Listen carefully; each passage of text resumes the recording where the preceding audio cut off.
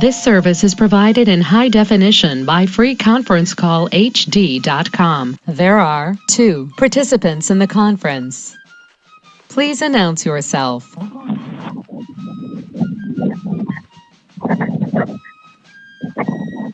The recording has started.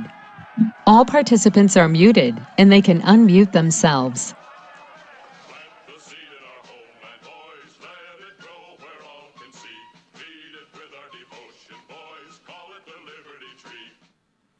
Liberty's Guardian, Guns and Ammunition, a family-owned business located in the heart of Ohio's hunting country.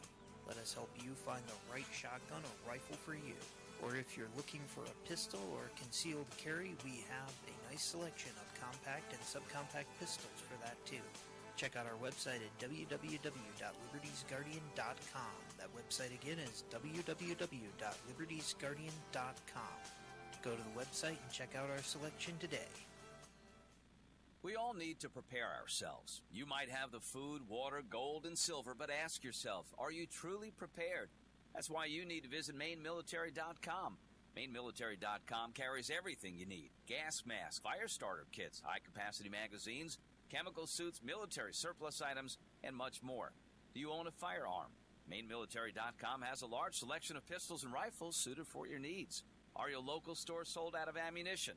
Call or visit them today for prices on hard-to-find ammo and bulk ammo orders. You don't need to worry about having a military surplus store in your area because MaineMilitary.com is the only store you'll ever need, all from the comfort of your computer. Visit them online today at MaineMilitary.com. That's Maine, like the state, military.com.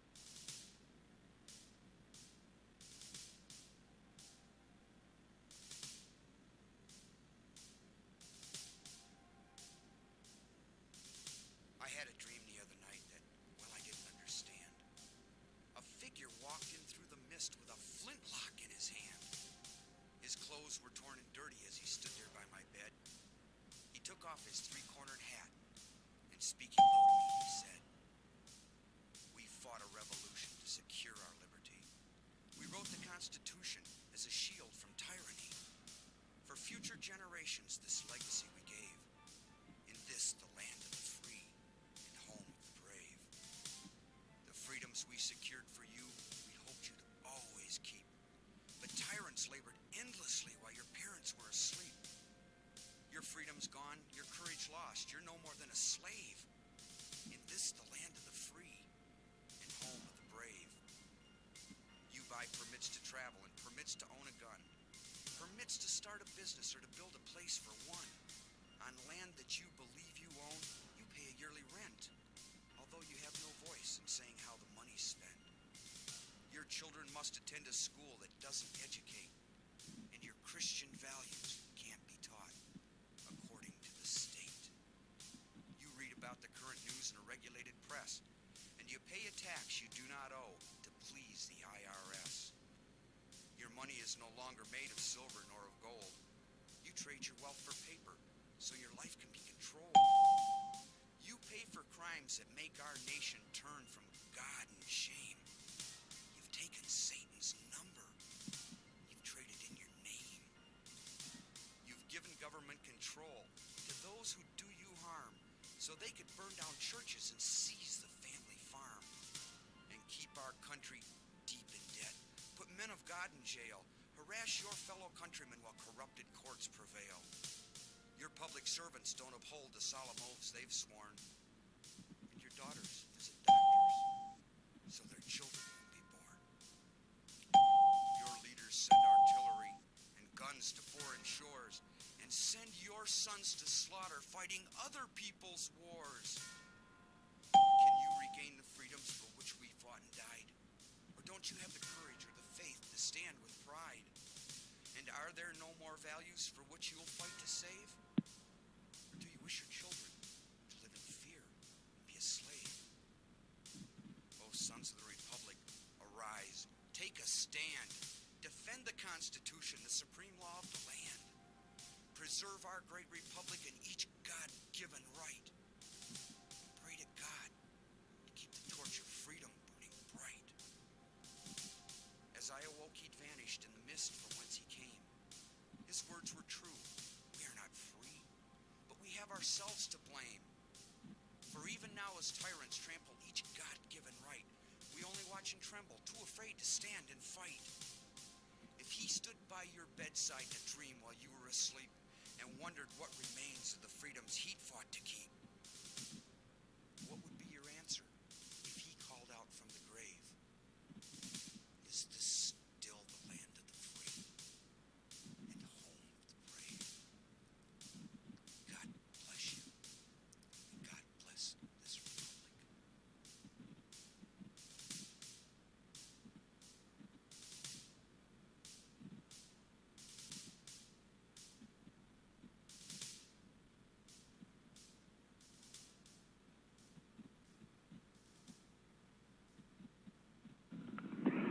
And good afternoon, ladies and gentlemen. This is the first hour of the afternoon intelligence report. I'm Mark Cornke. One day closer to victory for all of our brothers and sisters, both on and behind the lines in occupied territories, Southwest, North,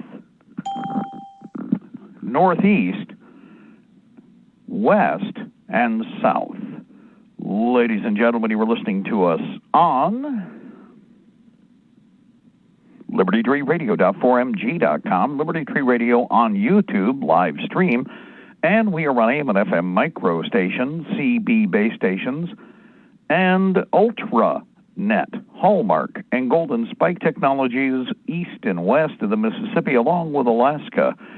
Good afternoon to all of our friends out there in the lower 49, including the great state of Jefferson, along with CONUS, the outlying two states, the territories, and the clock.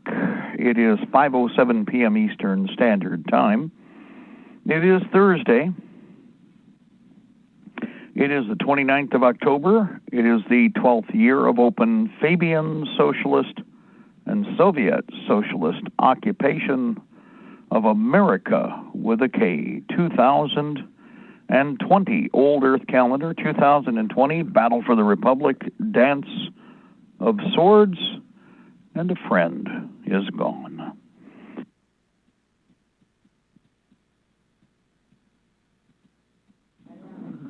Very good. And for all of our friends out there, first of all, before we go any farther, a quick notification. Attention. We've had a very strong and long-time patriot pass away.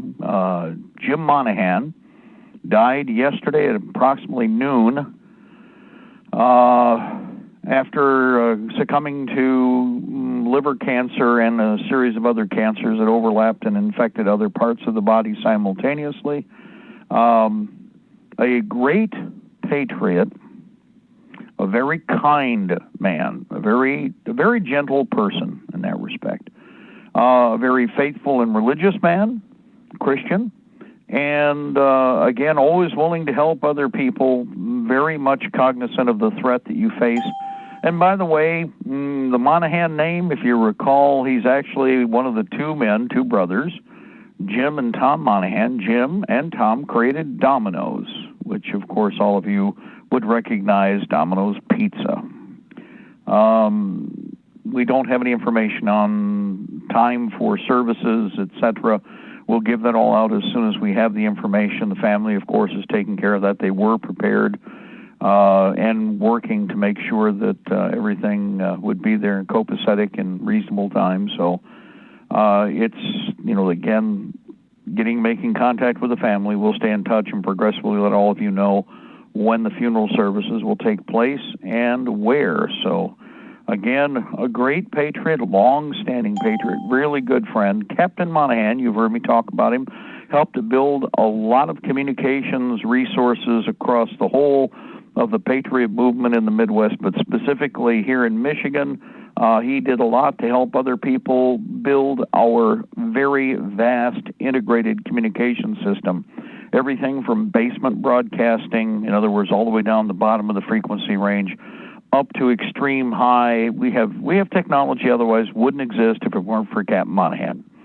And, of course, a lot of the mobile rigs and mobile equipment that either Jim Monahan built or that you people modeled after his trailer configuration or truck configuration are now in service with our many, many, many militia signal communications sections around both the state of Michigan, Ohio, Indiana, and other points of the compass. Because, hey, talking on ham radio, he spoke literally to the world, so, and to the United States and beyond, let's put it that way. And so, again, Jim Monahan has passed. He was strong in his faith, and he was a very good man that everybody knew and loved. We have, I think, Tom there. Go ahead, Tom. Didn't he also own the Tigers and the Red Wings, or is that his brother? No, he would never have bought the Tigers or the Red Wings. That was his brother. I knew one of the morning. Trust me on that one. No, that was yeah. Tom has Domino's. Jim sold Domino's very, very early on to the brother, to Tom. And Jim worked in, actually worked for a living. I mean, in different jobs. Jim did a lot of stuff. Oh yeah, he did. He was his efforts go way, way beyond the average person in the Patriot movement, and all of us need to remember him. There's work that's going to be done when this war starts that could only have happened because of Jim Monahan. I want everybody to remember that. When we use certain weapon systems, electronic countermeasures technology, on the scale that we're able to, some of the stuff we're going to turn on, it will be because of Jim Monahan.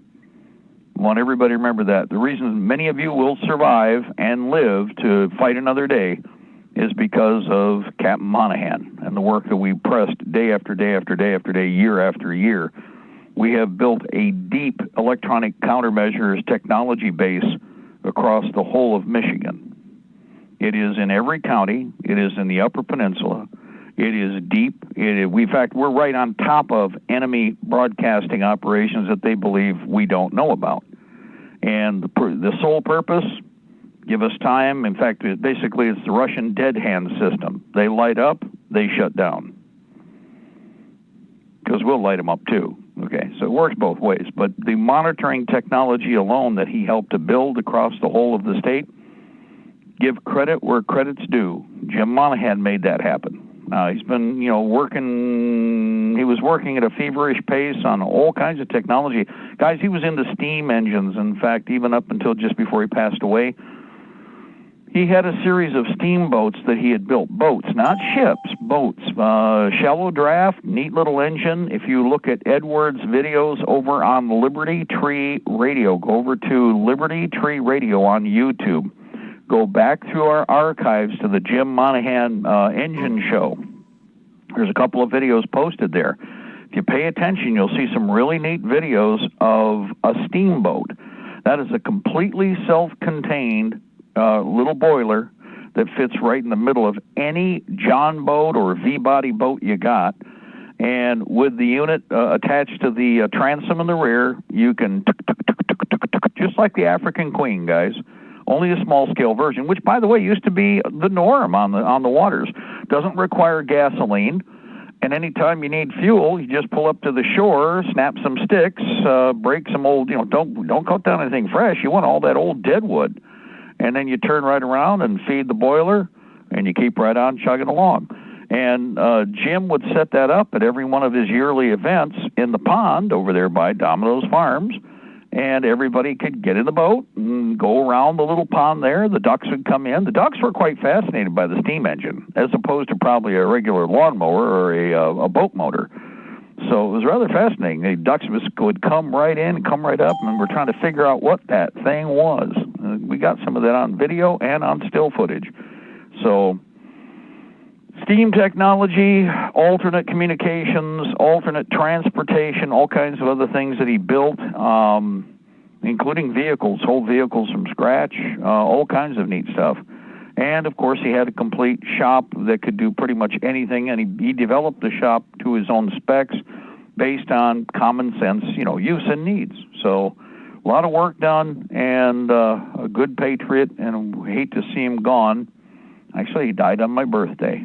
Which is, can't forget that. So we'll remember, Captain Monahan for as long as we live, and we'll give him credit. And again, if you want to, tonight, lift a glass of red wine. That Captain Monahan liked a red wine in the evening, on occasion, not very often. But if you would tonight, or lift a beer, lift a cup of coffee, I don't care, but get together. And if you knew Captain Monahan, and a lot of you do that are listening, many, many, many of you do, then just talk about him and remember him, because that's how he'd like to be remembered. He was a good guy. He was a genuine patriot, and he was a true Christian. So let's all remember him. Go ahead, caller, jump in there. Yeah, it's Darzak. My condolences, brother. Yeah. And how close you guys were. Well, the sad part is, I hate the medical system. I'm going to say something here. I am disgusted by the medical system, and then they'll never gain my trust or respect ever again. I think they're the most loathsome profiteering mechanism that just chortles over the fact that they can isolate our people the way that they have, and that we've had to put up with this. He should have had friends surrounding him nonstop, but because of these piece of trash, spineless curs we have in the medical system, who know that they're lying to everybody, by the way. He should have had, more people around him, but the turds, okay, what really pisses me off about this is, guys, he was in a hospice, okay? Everybody there is dying. I mean, if you go to the hospice, they figure they're going to try to make sure you don't leave, although I'm going to point something out. A couple of our friends have, okay? There are people that they've sent there that have walked back out. Most people don't realize that. But because of the conditions they have now, no. It's this whole scam I'm so disgusted with. Like I said, I have no respect for the medical industry in any way, shape, or form. It's a shill. It's a worthless, toady piece of trash, purely designed for the purpose 100% of money grubbing. And if they can do nothing or little to nothing and get paid the exorbitant amounts that they're getting paid, they love it even better in that hospital or wherever the hell they are. Sucking in the gravy, laughing their ass off, doing little to nothing while the dust bunnies collect in the corner. Go ahead. I'm sorry. I just had to bring that forward because this should have been very different. Go ahead, please. Yeah, I was just going to say, Jim was a real Renaissance man. Oh, yes. Yeah, guys, there's most of you don't realize how much stuff, how he touched you in the Patriot movement, but also he just did a lot of neat things. He was a history buff. We had a great time. In fact, he was doing mostly in his later years here is really digging into the American War for Independence, the battlefields here and the battles, of course, but also War of 1812, which everybody tries to ignore. Michigan was in the middle of that, was right in the dead center of that. And he did a lot of interesting work and, digging up materials and information that are part of his library. That's a priority to preserve, something that's we're working on right now. So, yep, there isn't anything he wouldn't be interested in actually doing. I mean, as far as, if it was something unique, research or especially having to do with the Patriot effort, but also having to do with electronics, mechanical engineering, steam, obviously, because that was his little niche. I mean, more than a little niche, he actually had some really cool technology. But because he collected when he was much younger, like I've told you guys many times on the air, he had original Edison equipment from the Edison laboratories, or built by hand by Edison himself. And only in the last several years did he decide, because he wanted to make sure it was secure, he still had 2 generators that were hand-built by Edison himself. I believe he still has serial number 8. I could be wrong on that, but he did sell one of the earlier still. They're the first, in other words, think about this. That's number 8 that Edison built. Okay, we're not talking like 8 out of a model. We're talking, this is the 8th one that Edison ever built in the process of developing the technology that Edison embraced. And back in the day, nobody thought about getting rid of this stuff. So he got it where he just went out and sought it out, found it, got it cheap.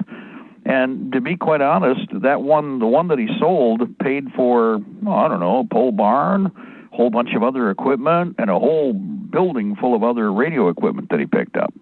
And in the process, that the generator that he sold went to a very esteemed museum, so that it's secure inside. Probably won't ever be used for what it was intended ever again. But his goal was to save it because he wanted to be able to figure it out. And that was the most critical issue. He wanted to figure out how did it work, how did they build it, what's it made of. And so he had an example, a real physical monster example. We're not talking a small machine here, but it's the kind of thing that he would do, just like with his steam, working on his steam projects. He had 3 larger steamboats that he was acquiring another one, and he was building 2 more. Unfortunately, again, time catches up with everyone, but by what I understand, the smaller boat was secured by his son in his travels in the last week or two to, fulfill his dad's wishes. And there's another that's, I don't know what level of completion, but we'll see what happens with that. So, again, he was a unique guy. If you wanted to, sometimes you're going to get a whole story. I know how this works with myself and others in the Patriot effort. He was going to give you the whole history, or you weren't going to get anything sometimes. But that's just how it works. When we'd stay up till 3, 4 in the morning, that's what we were doing. I mean, that's the kind of fun you can have. Trust me, get away from the computers. Start talking to the organic computers that are your buddies. They've got a whole lot of stuff between their ears that's usually more valuable than the text work that's been done by somebody that, in many cases, isn't right. Always remember that. I can't tell you how many times, Mark, I saw him and I walked away with a Ziploc gallon bag shoved full of printed material that he wanted people to know about. Yeah, so that's true. He would tell you himself, he was a traditional patriot pamphleteer, guys, and that's kind of like riflemen back in the American War for Independence. Understand, a pamphleteer was as critical to the patriot effort as the rifleman was, which is why for all you guys in the military, if you're with the 1st Division, 2nd Division, 3rd Division, it says rifleman on many of your unit patches. Well, that was the equivalent to Special Forces, but most of you don't appreciate it anymore. And pamphleteer was, those are the guys who are willing to take a beating, risk their lives, and, take abuse, but got the information out, but also made sure they got it out even to the rank and file, to everybody else out there who didn't get a chance to read. And if you had a penny, you made copies. You made a copy, made as many copies as you could. Actually, they used to be called penny papers. That's what that was not cheap back in the day. A copper, a penny paper was what you handed out to people as a pamphleteer. And Captain Monahan, yes, he was.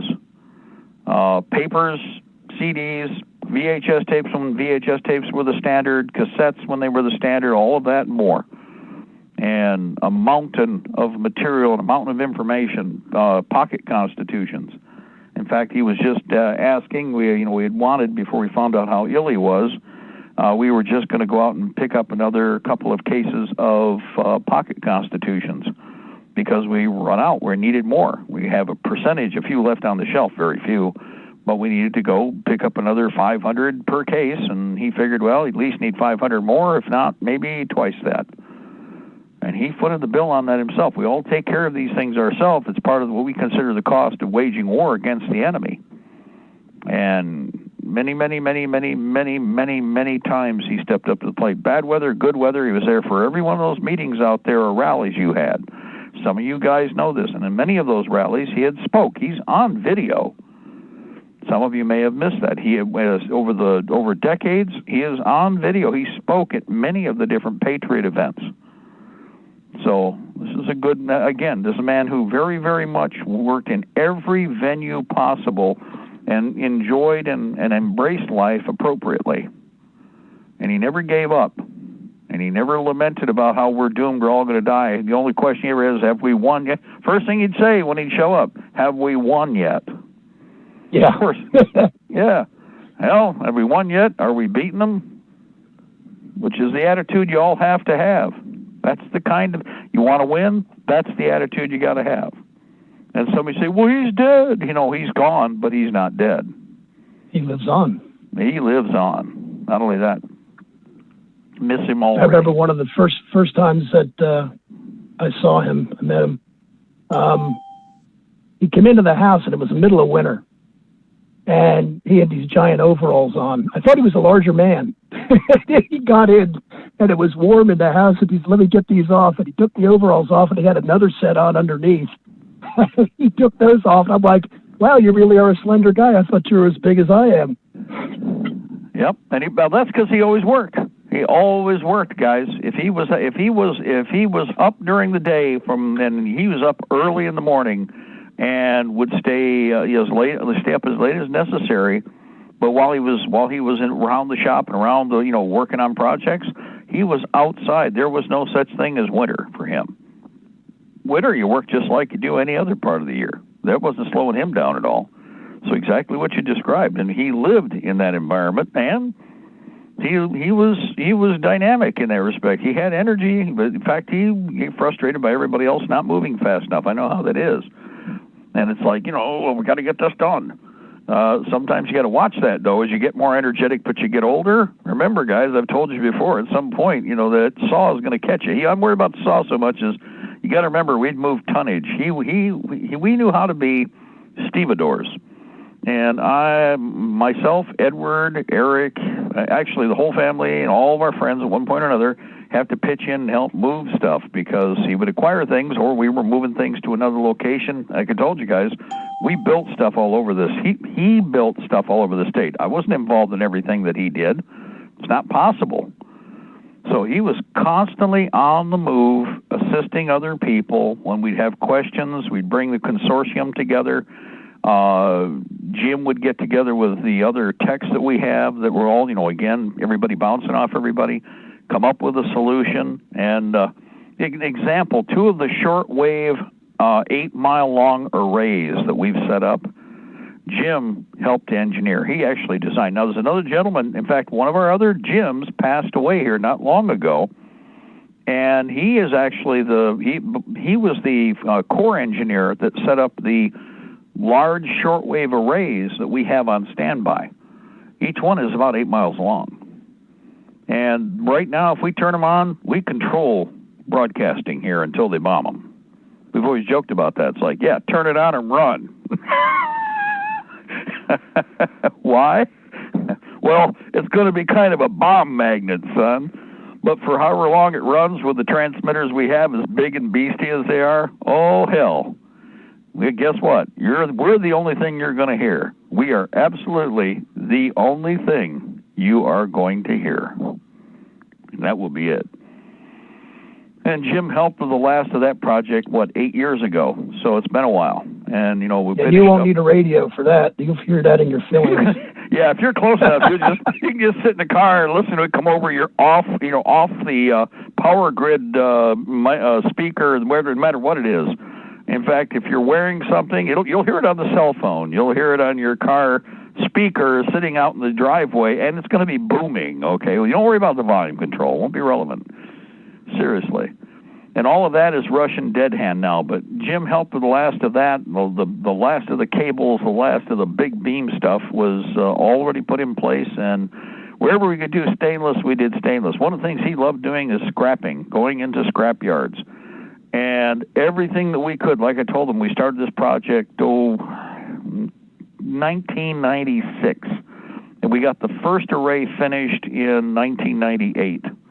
And after we did that, we had kind of a rest because we had to collect junk from all over creation. I bought junk from the Department of Defense auctions quietly and slid it sideways. He was able to go through all of the different connections, had to travel to New York a couple times, Wisconsin a couple times to pick up the transceivers and other piece of equipment to build the bigger transceivers and transmitters, because some are just one leg out.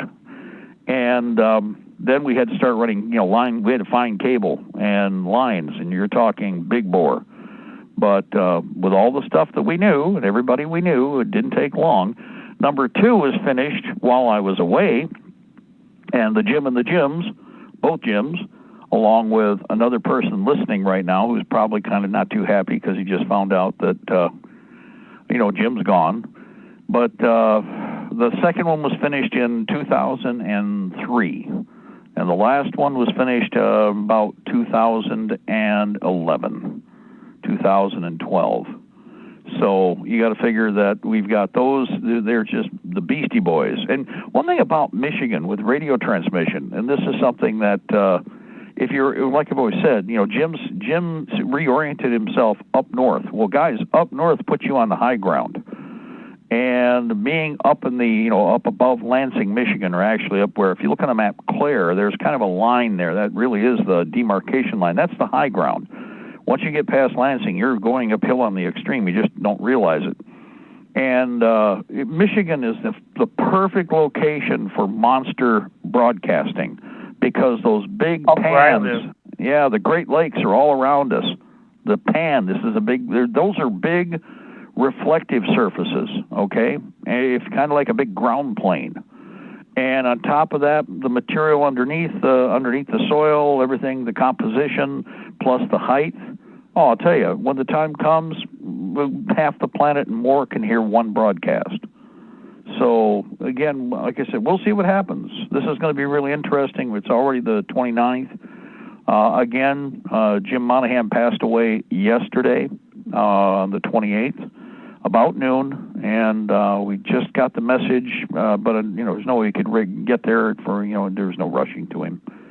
And peacefully with family that were able to get in, able to get to him, and who was available and at his side. But otherwise, we're going to be able to talk more. There's some things we can't talk about now. There's many things we can't talk about till after the shooting started. Many things. When the time comes, the other side has their plans. We've already had our plans. The idea is to stomp the living guts out of them. Everybody understand? And one of the people that's going to keep some of you alive more than some of you is, and you better say thank you, but say a prayer today of thanks and a prayer of, fair travels for Jim Monahan, Captain Monahan. Because a lot of you guys, especially you ground pounders and mech techs, are going to be kept alive because of him. And we are going to war, so again, I guess I can't emphasize that enough. Remember the man. A lot of people. In fact, there's thousands and thousands and thousands of people that are affected by him just in this state alone. And most of them, like I said, you all know what you're doing. Everybody's waiting for the time. Well, you got to take over. Captain Monahan isn't going to come turn a wrench or solder a wire anymore. He's got another job now. He's looking down from above. So that's how it works. God bless him. In fact, I think he'll be talking to Don Betcher right now. What do you think? Probably having a conversation with Don and a few of our other friends I just mentioned. So God bless them all. Anyway, I'll tell you what, I don't know if we can get it or not. Ed, Will You Be Amongst the Patriots by Steve Voss. How about that one? If we could, Will You Be Amongst the Patriots by Steve Voss. I know Ed may or may not be able to. With all the troubles everybody's having technology-wise, God, I've had all these different emails and spikes. Everybody's system is failing. I don't think that's an accident, people. I think it's a stutter fest for the fakery of electronic countermeasures / deception. I've told you about this. Like we're talking about, everybody will be doing this tit for tat. I think 99% of what's happening to your internet right now is it's intentional, and it's designed to create the illusion that somehow it's going to stutter, fart, and then gone.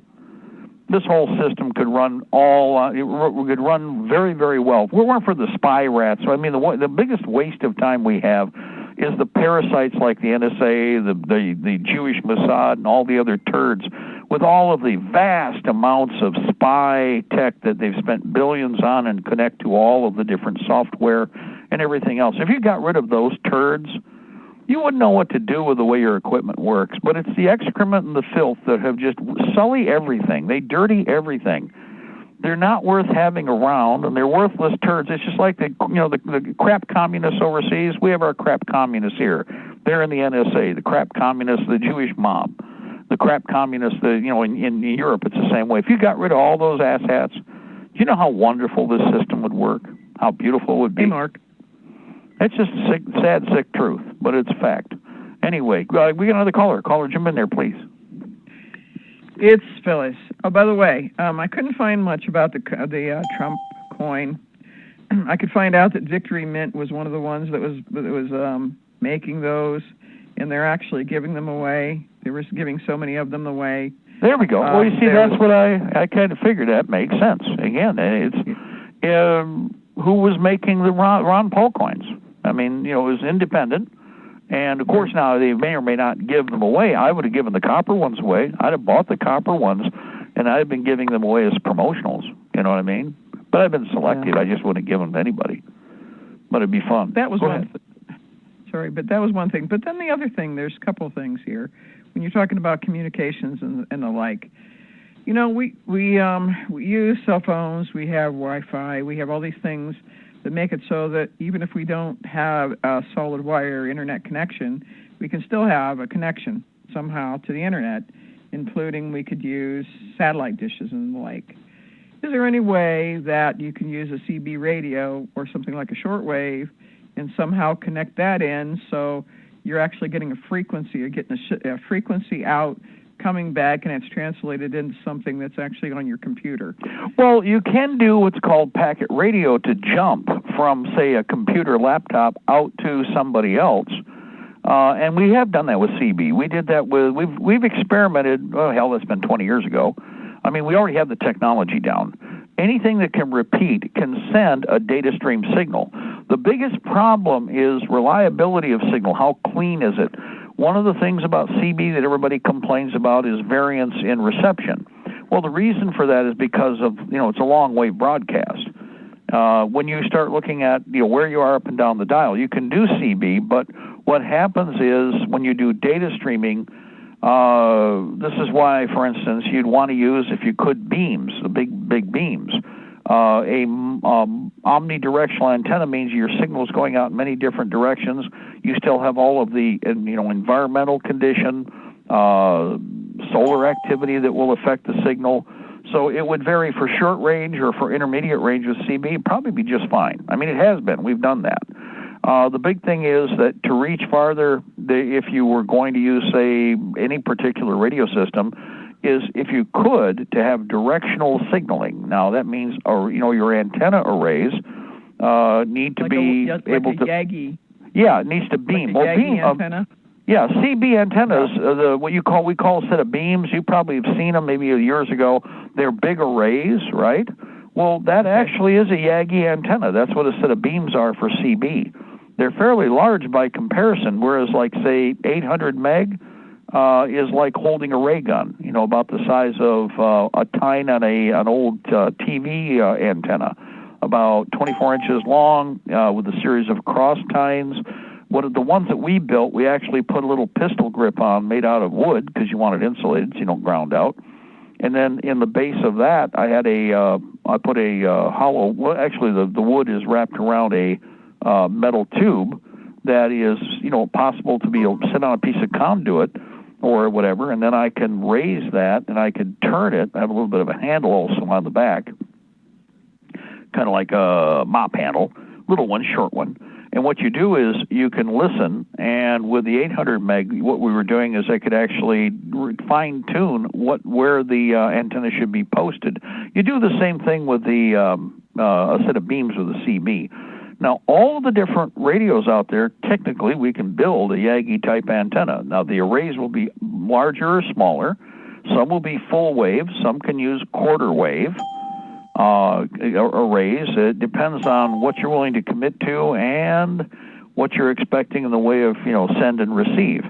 The big thing here, again, is if you have both Yagis at both ends, no matter what it is, or beams, again, as we would call it with the CBs, it's guaranteed you could pretty well do data streaming without any problem. Because the packet technology is all, that's all from the laptop. That's where what you do is you're making noise going into the transmitter in place of your microphone, and whatever noise goes over, the other side receives. Okay, and then it translates with a laptop or a desktop or whatever you got at the other end. Go ahead. I heard another voice. Caller, jump in there. This is Mike from Ohio. Yeah, here in our county, we do county-wide exercises. We use FL Digi, and there's a lot of it's just a simple program. I think you can download it for free, and there's different systems within that you can choose to use. We use just 2-meter ham radio, and yeah, it's just the growling noise coming out of your radio. The computer picks it up, the microphone, and it actually is very sensitive. I mean, we've been successful even with trains going right next to us, and we can actually print out forms, for whoever, whatever agency, and it's really handy. 2-meter was the first, and 2-meter lends itself, which is, well, let's go back to years and years ago when there was the option to go into another venue.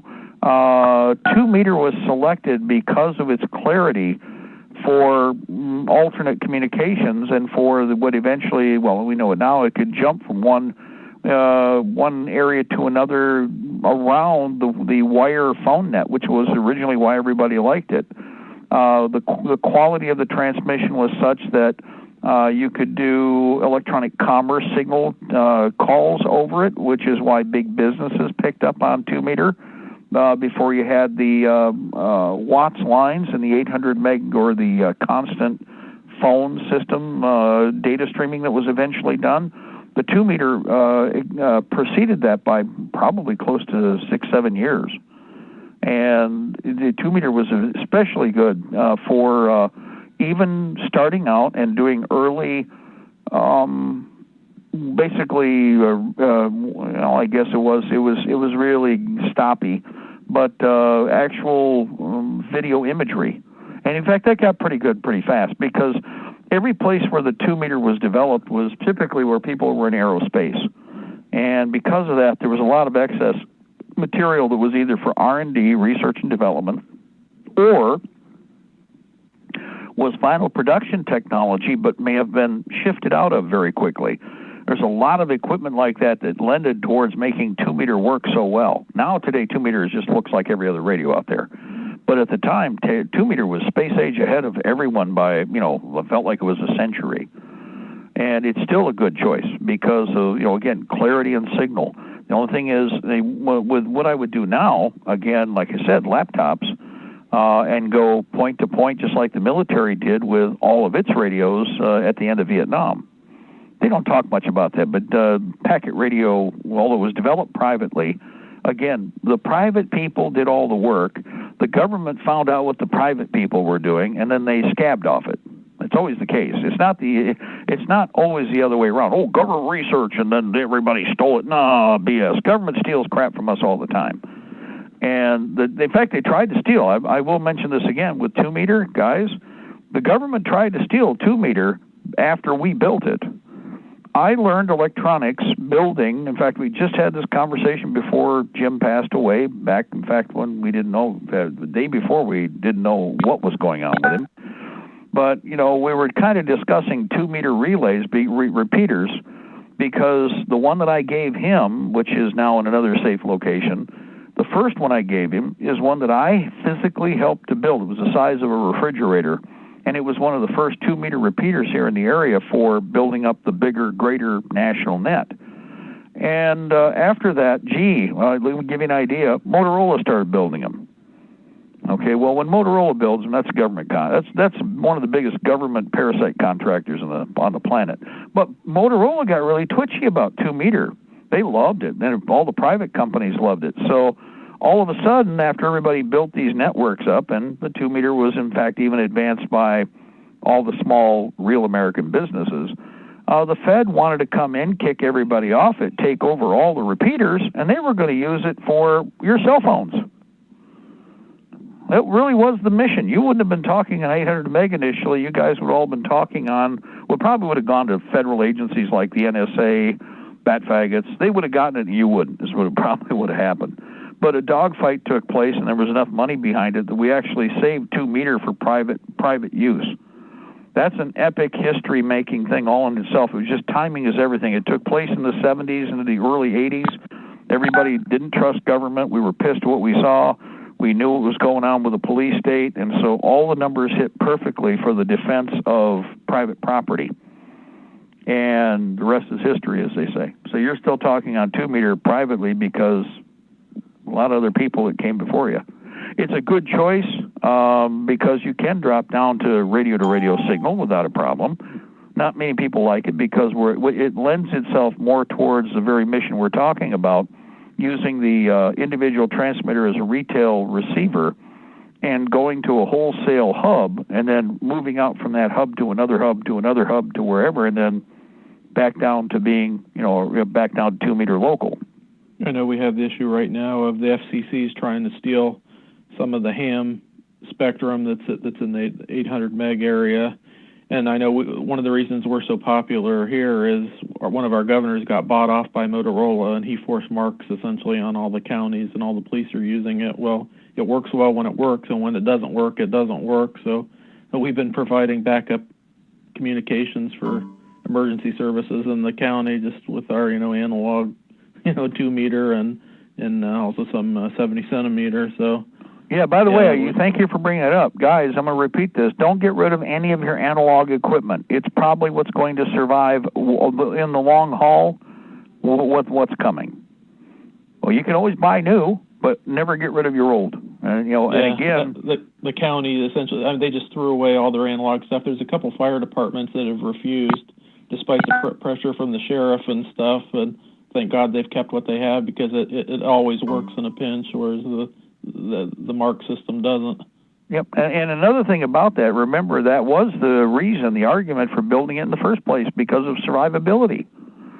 If we go back to the 50s and into the 60s, in the 60s there was an actual, genuine effort to really have a civil defense system. What that means is that right down to the local level, everybody had redundancy, and it was prioritized that they would have hardened, survivable signal communications. Now, let me point something out. How many remember the series Jericho? It's actually back in the taillights a ways now, right? Caller, did you ever watch Jericho? Yeah, I have the whole thing on DVD. Okay, talk about a plan for failure step by step, right? Oh, okay. Yeah. And in fact, television shows like that are designed to condition you to fail, not to win, because everything they show you is intentionally the reverse of what you should be thinking. And probably the best example is, the county had signal communications available, that old radio that was in the basement, right? Remember that?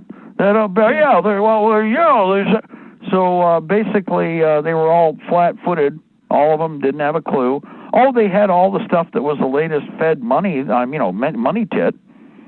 But virtually every aspect of what they were pushed into was purely a hack for the ring knockers on the other end to make more cash because you bought from the ring knocker. That's really what's going on right now. There is no intent to provide you with anything. It's like the face mask scam versus you having a gas mask and real protection. They don't mind if they can talk you into wearing a coffee filter, but by God, don't you show up with a gas mask. You know what I mean? With everything appropriately attired, because people would argue, well, the regular filter won't stop a virus. Well, that's what you go to Granger or go to your suppliers for and find a higher-end filter. They make anything you want. You can spend any money you want, too. But you know what? At least it'd be real. Whereas the idea is to give you this illusion, somebody's going to take care of something. Something kind of must work, kind of, sort of. And in reality, what they're doing is setting you up for a fall so they can herd you like animals to your death. That's all they're interested in. They got to keep the goyim so that they can slaughter the goyim when the time comes. They want a 1917 to 1920 Russia. In fact, they want it to be all through like the Stalinist era Russia. But first they got to get you all in stupid mode. Well, everybody else is in high gear. And again, communications is a critical part of what needs to be accomplished, needs to be in place. That way, when they shut the other technology down, something is working. It doesn't have to work perfectly. You may have to repeat 3, 4, 5 times. You ever been a military RO? Or anybody ever taken the time? Some of you out there have. Okay, a real one. The pansy butt stuff they're doing nowadays, they're so pampered that, it's assumed everything will work, and we'll just go open another box and there'll be another one. Yeah, okay. Well, that's not going to be the way the program works, but you can keep thinking that way for a while. Otherwise, there's the first rule. Assume the worst, and you won't be disappointed. But you'll also probably accomplish something because you're ready for it, okay? Assume the worst, and you won't be disappointed. Hey, Mark. Go ahead, caller. Jump in there. It's me. Is the analog 2-meter radios, are they transistorized? Are they crystals? What? Still have the difference is, and again, how they talk to each other with regard to basically the onboard translator circuits and synthesizers. And one of the things that has happened is the analog, of course, is much cleaner because it also has what's called a full leg system. I've kind of talked about this before. Military transmitters are even in trouble for the same reason. Traditionally, you have a high-low leg, and you have a constant progressive signal going out that allows you a translator. Think about it this way: it's a translator or a synthesizer that allows the system to actually repeatedly pick the signal up in pieces, even. And what it does is it expresses in a final output what your person on the other end was actually trying to say or signal you with. It can be code or it can be voice. All of these radios still have, yes, transistors on board. They still have tubes. A lot of because the analog, of course, still goes up into the space age, and is a space age, to be quite honest. Digital is an overlap. Digital was already in play with a lot of technology that was clandestine in the 60s, but most people don't know it and never saw it, or if they did, they wouldn't know it anyway. Analog was the norm, and still, in many ways, because of the advantages, it's why they really, really wanted to push everybody away from, so that they would have nothing but junk to hear and junk to use in the way of digital. Digital has an advantage in size and compression. Its disadvantage is in general short-term and long-term reliability. And that's the part they didn't want to talk about. Plus, interference and the interference that is caused can actually do, or in many cases will do, damage to digital systems where it will not to analog. This is another thing nobody talks about. It's why civil defense was so successful when, and by the way, also rebroadcasting and broadcasting with emergency services like we're just talking about, fire departments. Quality of broadcast, you don't notice if you're all broadcasting junk. Quality of broadcast and signal is really obvious when you have digital competing with analog side by side. See, that's the part that's fascinating to me. Go ahead. I heard another voice. Caller, jump in there, please. Mike again. Yeah, I always explain it to people. I mean, obviously, all of us remember when we had dog ears on our televisions, analog TV. Yeah. You adjusted them, and your TV show might be fuzzy, but you could still watch your TV show and you could understand what they're saying. Whereas with digital now, you either have a crystal clear picture that's working just fine, or you have absolutely nothing. Right, you're out of the shop. You have nothing. That's the problem our county's been having with the radio. It's not like you have a fuzzy transmission that you can still make out. It's either perfect or it's non-existent, and that's where we come in to kind of back them up.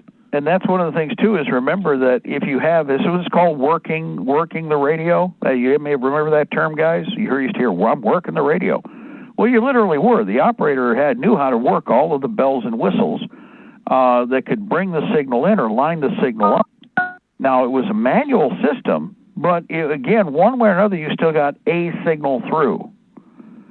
And digital, in a way, I guess the other way to describe it, maybe if you think about it, just mechanically how you would think about it, it's like FM. FM goes out so far and it drops.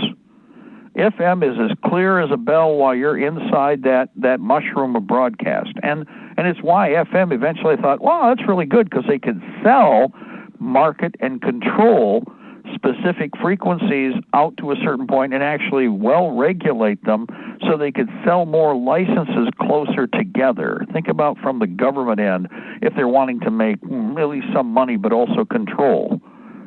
And on the other hand, with again with the other systems like AM, well, at night, needless to say, I can be talking to Bolivia or Florida from Michigan.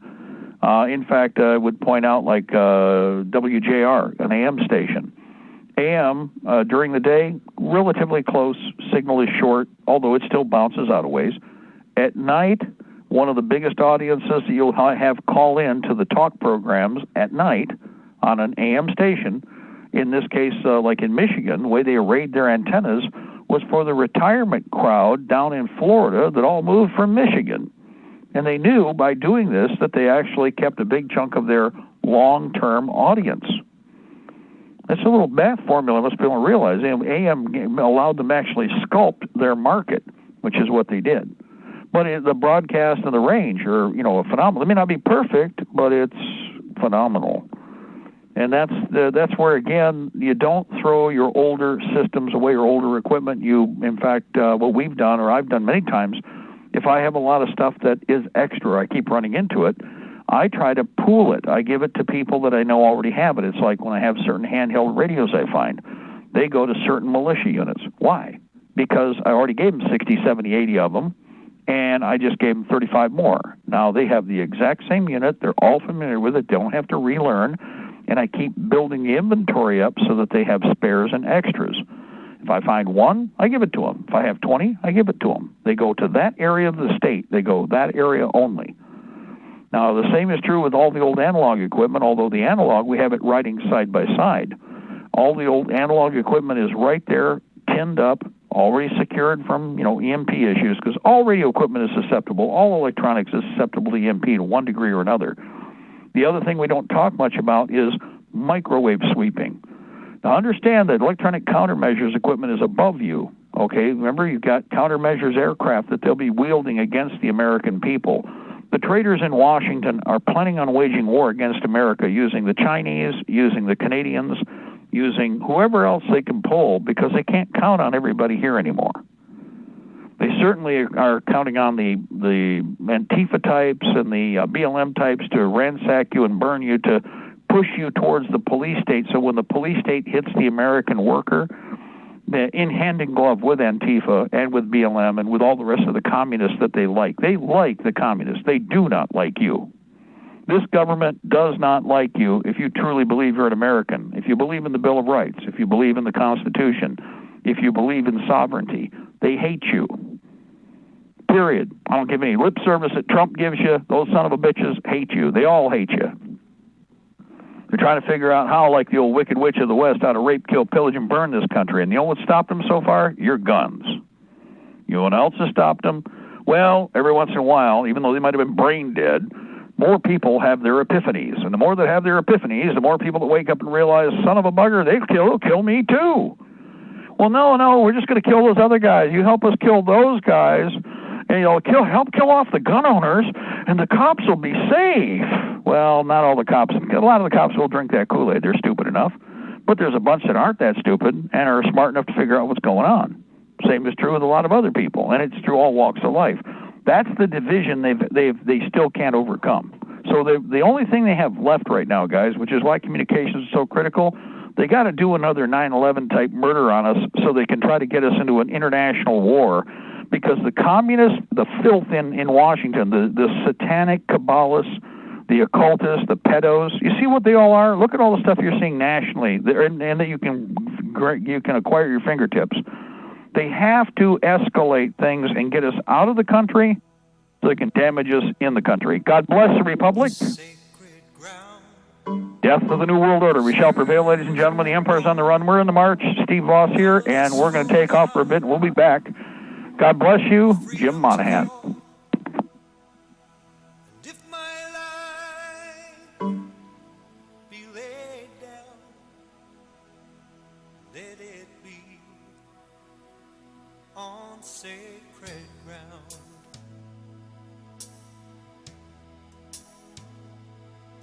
It was purchased with the blood of patriots, consecrated for liberty,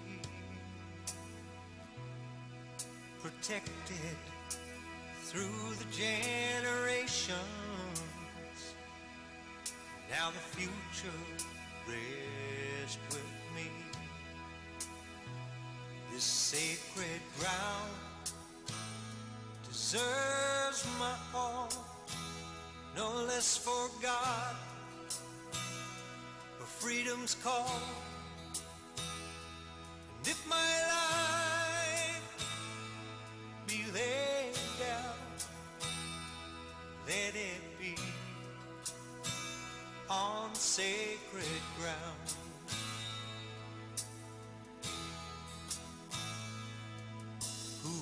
answer the cry for warriors who will be there at the battle line,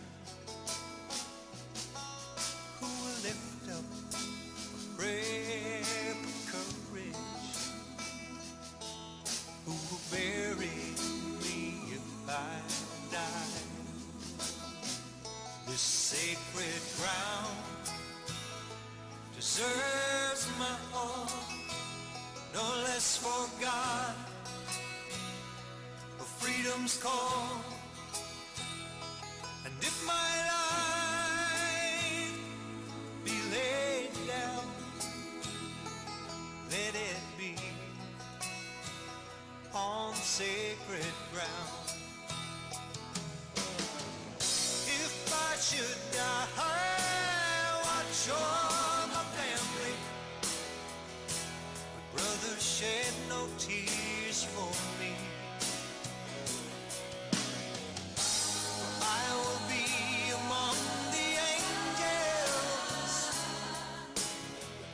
who've given all to keep all free. This sacred ground deserves my all, no less for God, for freedom's call. And if my life be laid down, let it be on sacred ground. And if my life be laid down, let it be on sacred ground.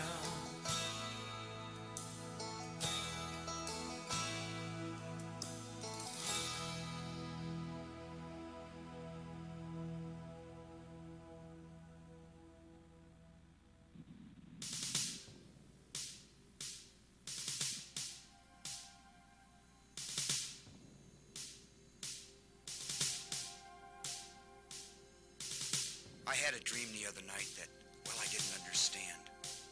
A figure walked in through the mist with a flintlock in his hand.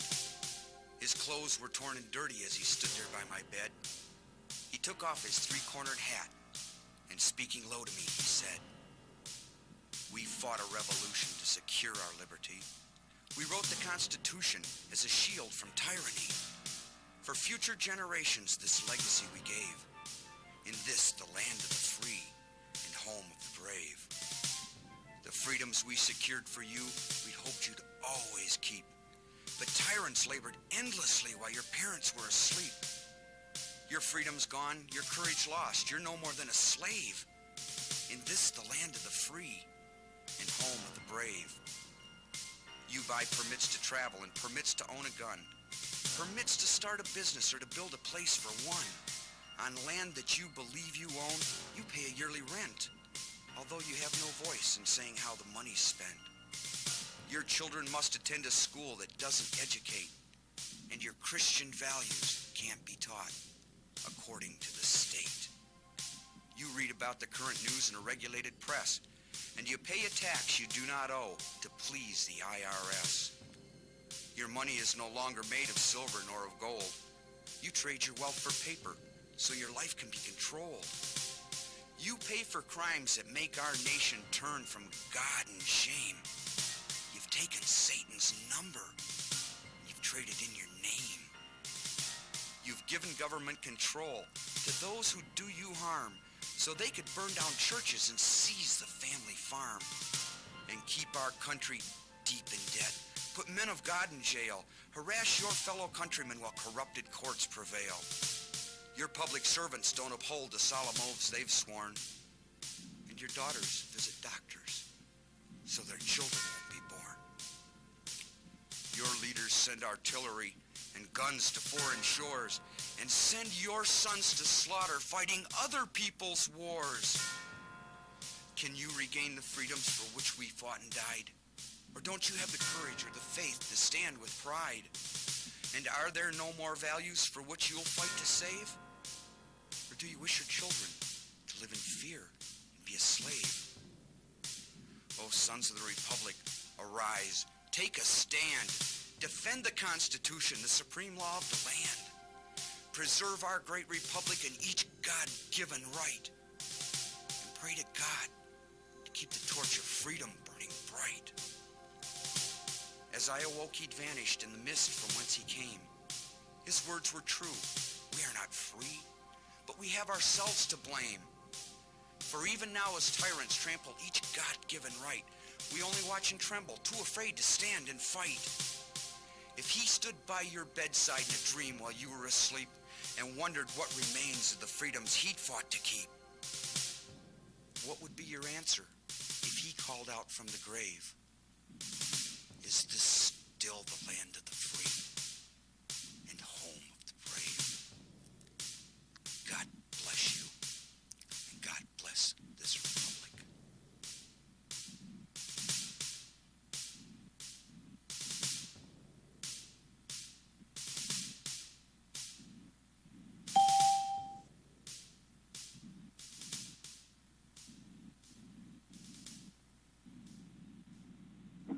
And good afternoon, ladies and gentlemen. This is the second hour of the afternoon Intelligence Report.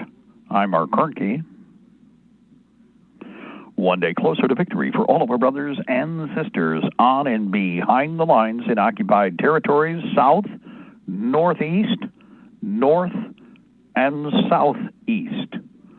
Ladies and gentlemen, you are listening to us on Libertytreeradio.4mg.com, Liberty Tree Radio on YouTube live stream, and we are on AM and FM micro stations, CB base stations, and Ultranet, Hallmark, and Golden Spike Technologies east and west of the Mississippi, along with Alaska. Good afternoon to all of our friends out there in lower 49, including the great state of Jefferson, CONUS, the outlying two states and territories, and the clock. It is 6:07 p.m. Eastern Standard Time. It is Thursday, and it is the 29th of October. It is the 12th year of open Fabian Socialist, those pigs, and Soviet Socialist, more pigs, operations in America with a K, 2020 Old Earth calendar. Damn it, Jim, I'm a doctor, not a brick mason. And 2020 year of conflict, battle for the Republic, the Dance of Swords, motion after motion.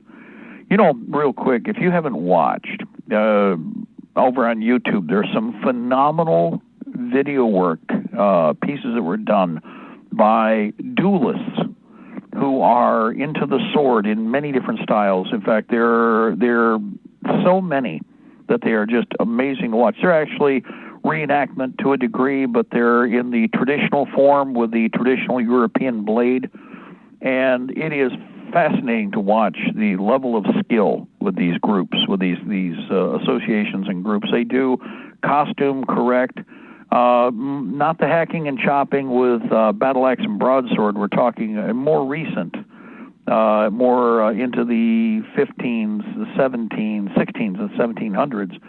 And the different styles, the different changes in the weapon systems are applied, and they have fun. I know they're choreographed. They're extensively well executed and good demonstrations of what we're talking about. When we say Dance of Swords, that is what you need to see to understand the skill, the expertise, the motion, a combination of first mastering the trade, but then applying what you have mastered to the real world.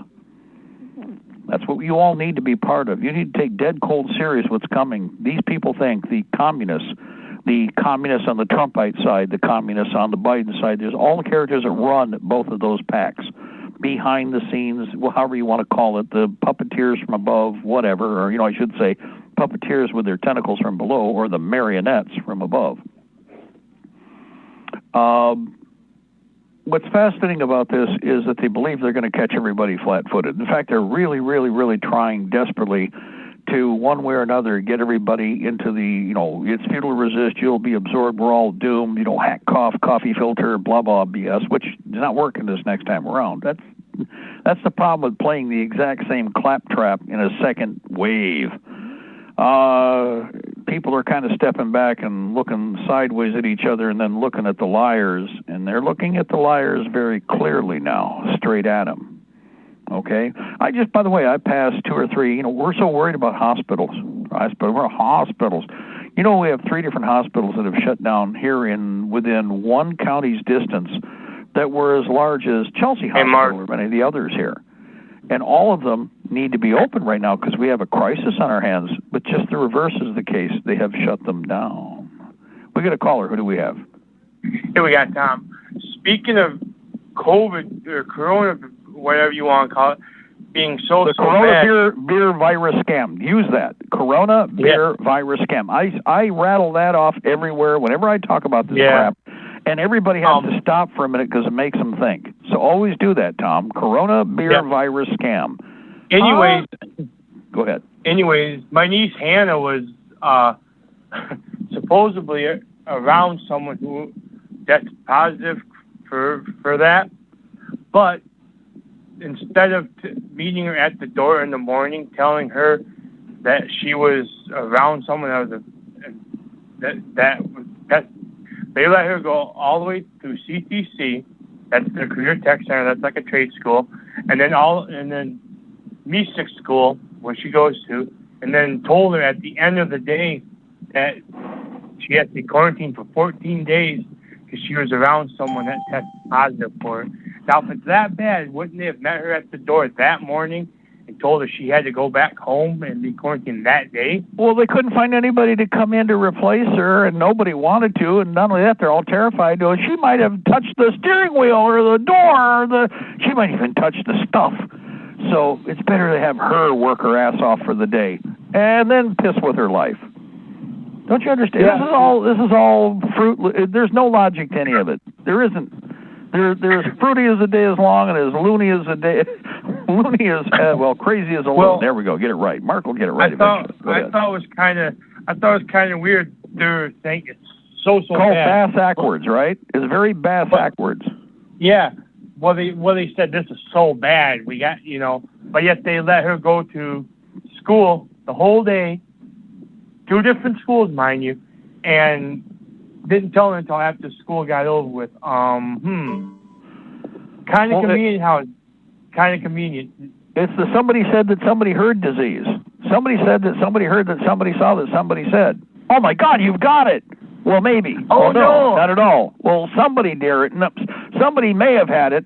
You may have come near. May have come near somebody who may have come near somebody who saw it. And they never have. Nobody ever has, but everybody is, we're all doomed.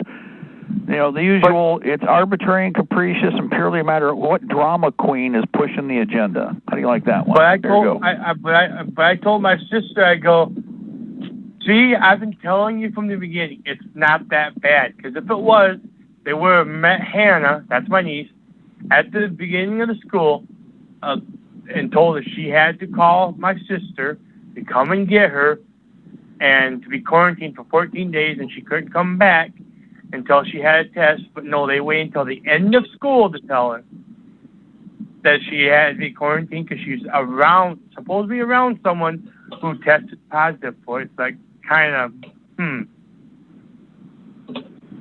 And mind you, they wear a mask in school. So yeah, that's kind of, I'm thinking, oh boy, which they told me that, I'm like, yeah, it's not that bad. I know I can feel it oozing through me even as you speak. Oh my God. And you know what? Oh, the horror. Oh, I can feel it. It's in my fingertips. Funny you should mention that, Mark, because even talking about the COVIDs will actually give it to you. Oh my God. Oh my God. I knew this. I saw this when I worked at the U of M with the little Jewish American. We're positive now for it. Yeah, right. We're positive. First of all, again, there is no test that works for identifying it. They're lying about that. And then the commercial liars, I mean, as far as who's doing what, you got to ask yourself, did the headhunter in your school system find out that you get money for having employees that have the coronavirus? Does anybody think that through? I'm going to tell you something. What happened to the lies with the hospital? All of a sudden, everybody's got, whatever you die from, he came in with 6 bullet holes and his head's been chopped off. Yeah, but it looks like he could have had coronavirus. I think he died from that. You mean the head chopped off? No, the coronavirus. We know beyond a shadow of a doubt, just like with the whores in the education system, and these whores, the management and pretty much all the teachers are dirty, stinking whores when it comes to government tits dropping out of the sky. They'll dope your kids up with Ritalin.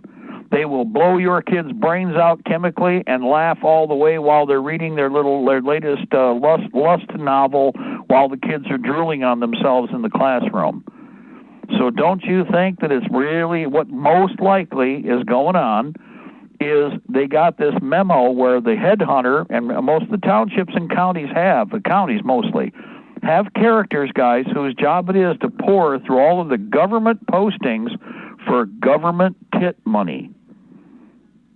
I went to the store yesterday.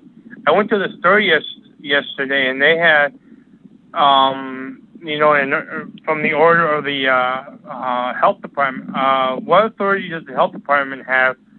And it says, let's see, mask required for entry per MDHSS emergency order issued 10/5/20. 10/5/20. What part or where? Who gave them that authority to do that?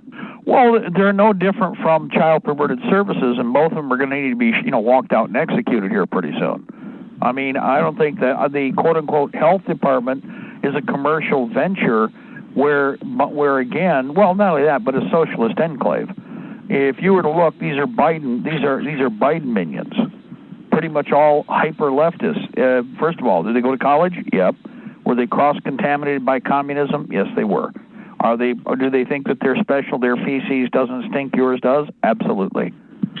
So the characters that you have, first of all, you've got the mindset, and then they're told by wink and nod that, we baffle them all with BS, you get more power. You're going to have the same power as child perverted services.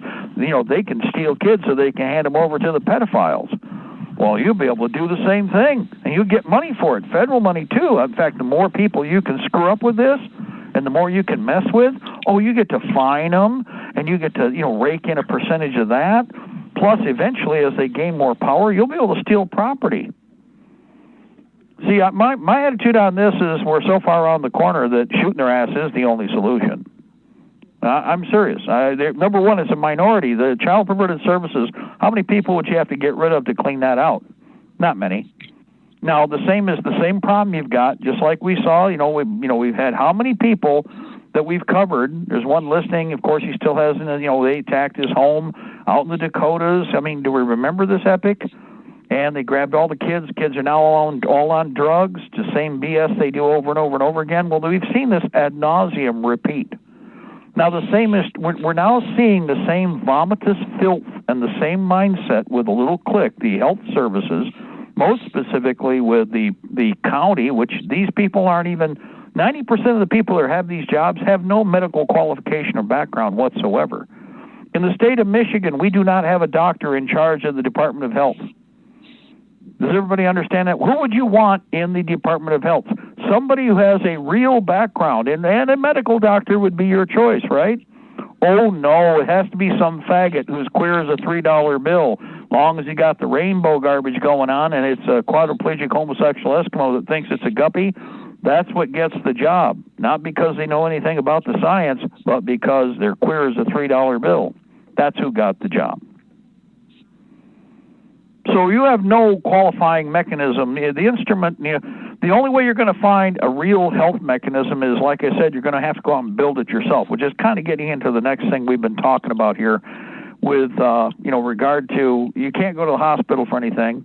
They won't let you in anyway. If they do, Their idea is to kick your corpse out as quick as they can. If you're really sick, it's a death warrant in so many ways, including your family won't be able to see you. You're going to die alone. They're going to make sure that whatever treatment they give you is designed to put you on the slippery slope to the grave no matter what. So the hospitals have almost become useless to us, guys. You know, there was a discussion about the woman who, you know, they blocked it because of the corona beer virus scam, and all the health workers were dancing in the hallways, in line dancing in the hallways because they had so much damn time on their hands because they're picking their nose and doing nothing, while people's legs are rotting off, and now they have to have them amputated, and all kinds of fun stuff like that. But boy, it was so funny that they had so much time on their hands they could dance back and forth, and they're jiggling around and shucking while they're making 100, 200,000 a year, while you're getting your ass pissed on for, you know, again, you might have an infection, you might have a disease that needs operating, and you're not getting it because it's so important that they could be able to line dance, and you can all chuckle and, oh, they're so brave, you know, BS. Now, it's worse when you're talking about all these county operations, but here's the thing. If you were to go into a clearing the house out mode, walk them out, you know, put them in lockup, or somebody decides to line them up and shoot them, you know, dead in a doornail, how long would it take to clean the house out? Not very. So we have a handful of panty wastes who are following the orders of a whole bunch of Fruit Loop nutcase queer as a $3 bill loons, who are bug-eyed crazy as the day is long, who have a whole bunch of other loony, you know, neurotic hypochondriacs with paranoid tendencies, wearing dog muzzles and looking bug-eyed at you if you don't join the religiosity of the dog muzzle.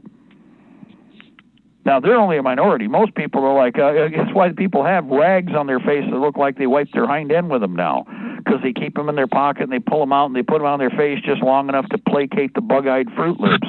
The bug-eyed Fruit Loops have no qualifications whatsoever, and in no way, shape, or form are they interested in anybody's health. The idea is it's power, the manipulative control, even for the ones who have the religiosity of the dog muzzle mask. As long as you all conform, they don't look stupid, because they are stupid.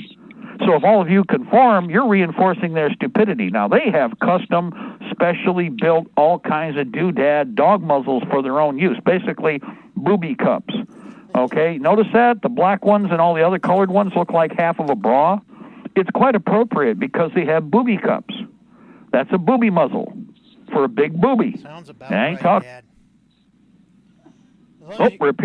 I said it sounds about right, Dad. You're on that subject, okay?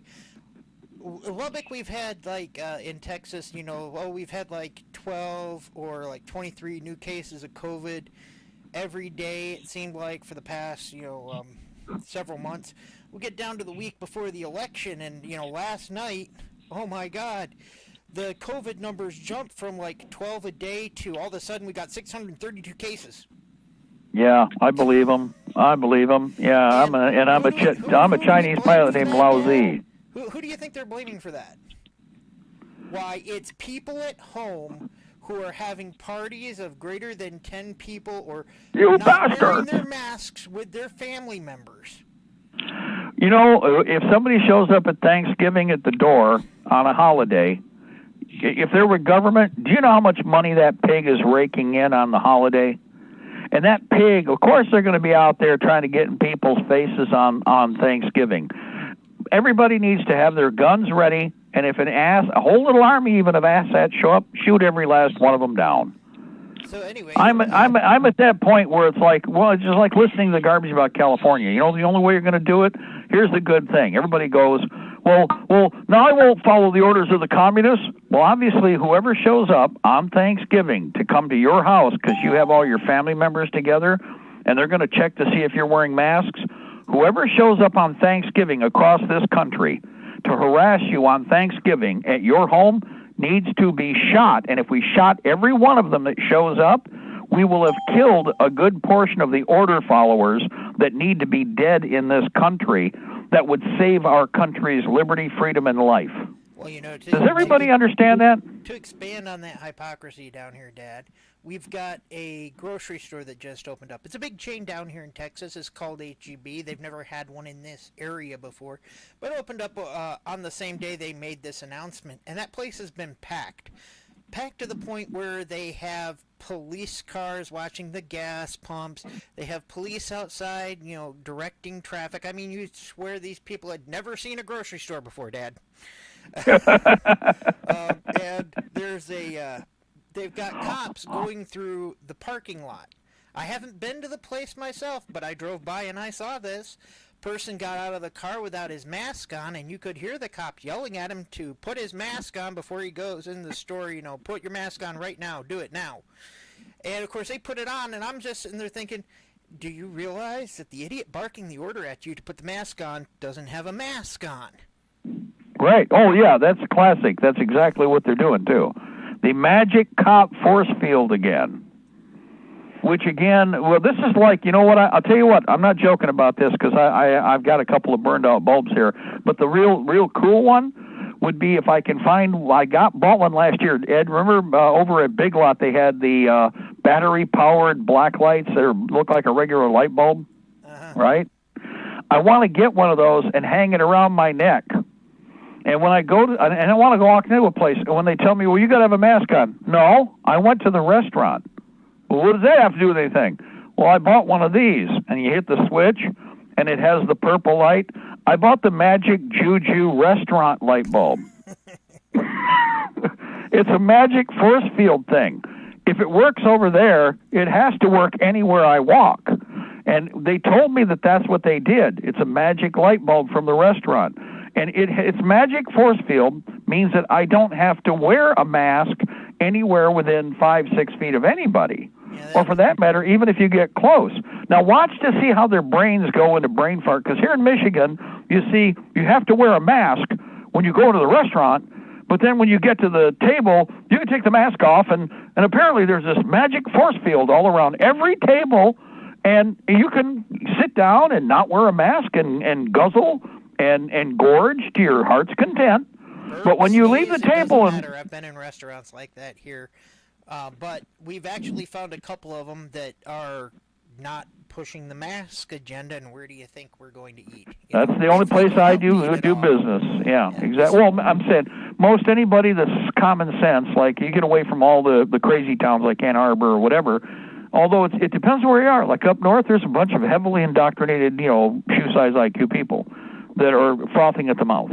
But we just went to a couple places, one place this weekend, and they don't care. And I even told them, I said, hopefully we can free this country, and they have the waitresses all wearing their masks. And what's the most common thing that the waitress has to do now because they're wearing masks? They're trying to talk to you, and they're sounding like this. So what do? They have to reach up, pull the mask away from their face, and talk to you. And I laughed. I said, what's going to happen? You are so conditioned to that because of your work environment that after we get rid of the masks, you're going to be reaching with your hand for about a good 2 or 3 weeks up to your face to try and pull a mask away that isn't there. And she kind of looked at one of the boobies last weekend. Shelley and I had gone out. I can't remember where we went out to, but we were on our way back, and we stopped at one of the Dollar Generals that I know the guys in there. They wear the mask, but they don't harass you to wear the mask. So I was in the checkout line while Shelley was out in the car, and when we pulled in, we saw this blonde bimbo, and that's what I'm going to call her because that's the way she was acting. She got out of the car. She, of course, pulled the mask out of her pocket, but before she even put the mask on her face, I think the first thing is that she did, Dad? The hand went to the face. She coughed into it. She ran her fingers through her hair, wiped her hands on her pants pocket, and then put the mask on and proceeded into the store. Now, I would wish that would be the end of the story. But I was in the store. I didn't have a mask on, and there was a black guy in front of me in line who didn't have a mask on, too. And in front of him was her. And she proceeded to give him a dirty look and then start talking snide to him about not wearing a mask. And I said, I actually spoke up. I had to. I mean, I'm sorry. I'm sitting there I was sitting right there. It's like, boy, you're a hypocritical biatch. I watched you in the parking lot. Cough in your hand, run your fingers through your hair, wipe your hand on your pants, put that mask on, and then you came in the store without washing your hands. Talk about a placebo. Well, again, this is all. The ring knockers are laughing their ass off because this is all a scam. It's all pure. If anybody were truly serious, then the religiosity, notice that term, that's the only way to describe it, the religiosity of PPE would be upheld by true high-order monks. Read that, OSHA employees. And you don't see any of that, people. If the government was really serious about it, all these prioritized businesses that are open, you would have government-supplied hand sanitizers, government-supplied PPE masks at the door when you come in. Now, some businesses have actually been providing masks and stuff by the door for you, but they're doing that out of their own pocket. The federal government doesn't feel the need to do it. They're demanding it, but they're not offering the businesses a solution for it. Right. Well, but the other part about that is, again, there should be, as you go out, if you were going to do something like that, which everybody knows. As you go out the door, there also should be if it's so serious, if your brains are going to blow out your ears, your eyes are going to pop out of your head like ripe grapes, your nose will be pustulating, your mouth will be coughing out blood because of the coronavirus, then wouldn't every mask, when you come out of the store, shouldn't it go right into a biohazard container? Guys, am I wrong? I mean, you got some bewitched idiot cop, go on, get a mask on now. You're on I can't say, I got to watch my mouth. My return would be stuff it up your hind end, and by the way, where's your mask? But I wouldn't even bother. Number one, I won't go there. I will say that. HEB because they had it down in the Houston area where we were before, and right. My son worked at one. I know the line of products that they carry, and I know that they buy locally. So me, that's a big thing. I'm going to support that business if I can.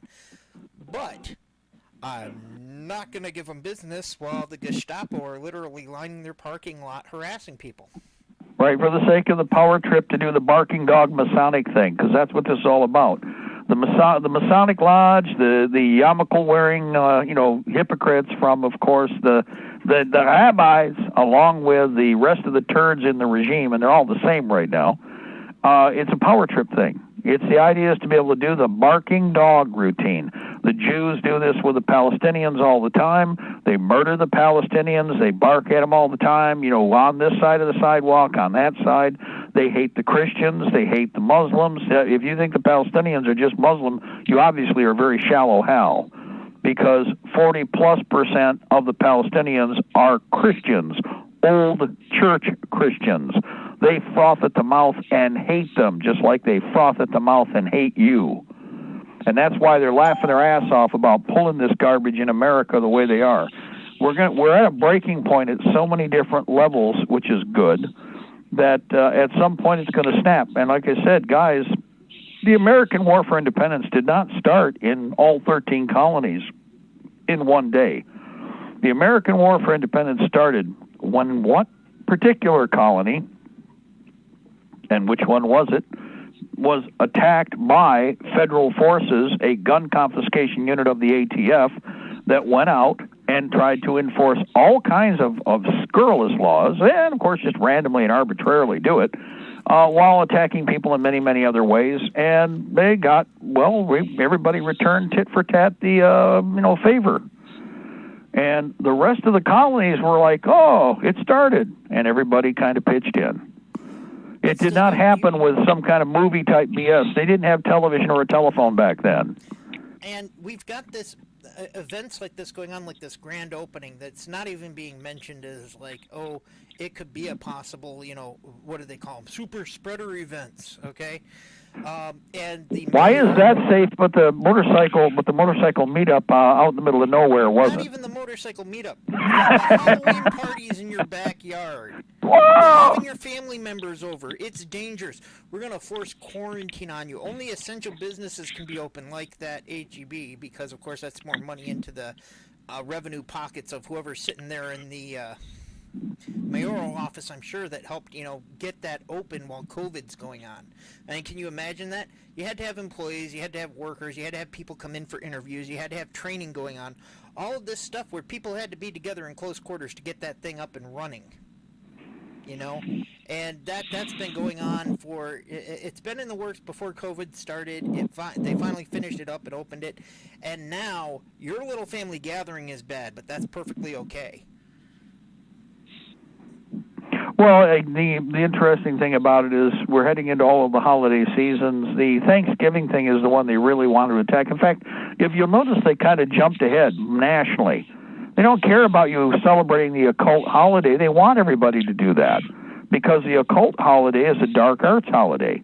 But immediately they set right on at the national level, and they flap their yap out in California, any place where the occultists are big. Comment about Halloween, but everything about Thanksgiving coming up. That's what we've had all the yap about. You know, like, oh, you can't get the don't show up for Thanksgiving with me. Oh, I plan on. Because I swear to God, I'll bury people. I won't. I won't bury them. I won't bury them. I'll just leave them hanging by the trees out front. And I mean, everybody needs. I'm going to be down there visiting on Shelley's side. They are the first responders, and they pack. You met a couple of them when you were here for our wedding. Well, everybody here again, whoever shows up, whatever it's going to be, they're going to be sucking. Their logic is this is how the turds think. You got a bunch of cop shops. You got a bunch of agencies and departments. Do you know what kind of money they make for special holiday pay? Do you know how many Ridiculous. Oh, you're just, and they're laughing their ass off because they're going to do the wagging the dog. They've had their classes from the Israelis called barking dog, how they can go anywhere they want, and they got all the authority. All you got to do is bark at everybody and make them submit. So they've all had their submission classes, and then they're going to come out. Everybody's trying to have a good time and enjoy some time together, and these dickheads can't leave you alone. Watch your language, Dad. I know. No, it's a name. It's a guy. It wasn't anything else. It was because there's a guy. His name is Dick, he has a goofy head. So I didn't mean the other. I hope everybody understands. See, I can qualify that on radio. I can do that way. Or let's just put it this way: the asshats that we have that we're dealing with here can't leave you alone. Well, that's what gets the house cleaning started, but you don't stop there. I think everybody needs to have a plan because we're in this situation. If they had their way, they're going to plug in the red terror of international communism in the United States. There's a couple things I wanted to touch on real quick here. Let's tie this in. What's one of the things they were pushing right off the bat? They wanted to get people out of the jails and the prisons, right? Why? And as several people have pointed out, if the masks work, which is cheaper? Letting the prisoners go who are going to, they're going to redo what they did. They're going to do more of the same, or giving them a dust mask and telling them they're safe. Which would be better for America? Well, that's interesting. That is interesting, Dad, because because of this early release thing, some friendlies down here are getting out. Right, I understand. Well, yes, I know what's going on. But the thing about it is again, I thought the dust mask worked. Okay, so there's a reason that they're doing this. Let me build this up. Step one is the nonsense from the first part of the coronavirus scam. But what are the Democrats running on? Guys, what's one of the legs that the Democrats are pushing? They're going to, in fact, also Antifa and Black Lives Matter, all run by Soros, all run by the Jewish mob, all run by government, because Black Lives Matter, Antifa, and the Kill All the White People crew couldn't have operated for the last year burning down this country if they weren't working hand in glove with this government. Well, down here, okay. As long as you're on that subject about what the Democrats are pushing for, they're pushing for defund the police, but we've got this twitwit down here who's Agenda Zero. I don't know if you've heard of that before. We've got this one governor down here pushing for Agenda Zero, which is going to legalize prostitution in the state of Texas and allow them to turn the female prisons into brothels. That's agenda. That's not going to travel, obviously, because government doesn't want competition with all the organized crime that they get kickback money from. Okay, but here's the thing: the Democrats want to clear the prisons out. Now, guys, there is an ulterior motive. If the plan is to arrest you, the gun owner, and arrest you, the property owner, the FEMA prison grid that was built with federal money has to be cleared out. That's the reason for all these angles of what you are seeing come at you. I will repeat what I said every week. I've touched on this. Every week, guys, the level 1 unsecure, the level 1 secure, and even most of the level 2 prisons are FEMA detention camp system printouts. From Texas to Michigan, from Florida to Washington State, from California to Maryland, every state has the exact same FEMA detention camp, pole barn, and short facilities across the whole of the country. They are exact cookie cutters. They were done to prep and do in a concealed fashion a FEMA/Gulag detention facilities complex across the whole of the country simultaneously. And it's that government tit money that came down from above that did it. Now, what you're hearing from the one batch of communists, but don't worry, the other batch are no different. The Democrat and Republicans are all hand in glove the same. There were no Republicans who jumped up and frothed at the mouth about stopping the burning down of America. Oh no, they all had to be politically correct. They all sat on their dead ass, and the Democrats and Black Lives Matter and the Antifa all hired mercenaries, worked hand in glove with the cops who did nothing to burn down whole parts of this country. Now, in the meantime, you're not supposed to be pissed, and if you do anything, you are attacked by the prostituters and by each of these governments accordingly. When they go the next step, and when they push for the red terror, the idea is that between the coronavirus crap and all the other garbage they've plugged in, you're supposed to sit and wait for them to drag you off to the detention facility, which is already built, along with the temporary ones, the other processing points. I walked through a little bit of this a week ago, okay? And drag your ass off to the detention camps, which, by the way, is going to be prison so-and-so. Now, here's what's cute. The higher facilities are also under the regional government system. You don't think so? Look it up. We knew this from inside, but I also knew this before from outside the prison system, okay? So if you look at what they're doing here, they're kind of mapping it out for you, but you're not supposed to connect any of the dots. They need all of the prisoners out so they can put Americans in the prison system. Let me connect one more dot, Mark. The idea that you would oppose any of this communist stuff going on, they've attached the BLM Black Lives Matter thing to it, even though it's a bunch of young Jewish girls that are pretty much running the thing. You become a white supremacist terrorist. You are a far right-wing, ultra-nationalist white terrorist if you oppose any of that, even if you're black. So that's the guys. They come at you and they say, here you are, you're an evil this and that. No, I'm not. I didn't do anything. Well, that's okay. You're the wrong color, so we're going to throw you in the jail.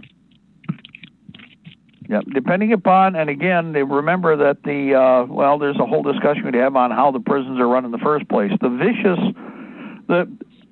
In the communist system, every place where they've taken a country over, the prisons are emptied out because they need that space temporarily before they execute the people that they collect. In the process of doing this, they also select the most vicious and wicked to become and to replace the cops. Now, they found enough of those neurotics and Fruit Loops to put in black uniforms right now.